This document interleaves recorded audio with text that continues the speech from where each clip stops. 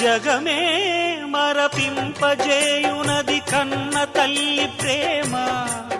శిశువైనా పశువైనా తన తల్లి ఒడికై పరుగులు తీయునులే. జననీ అను మాటలోని తరియుచు మనిషి జన్మ.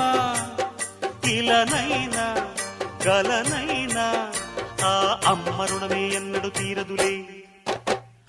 ప్రాణం నా ధ్యానం మా అమ్మ కోసమని, ఉన్న బ్రతికున్న మా అమ్మే లోకమని.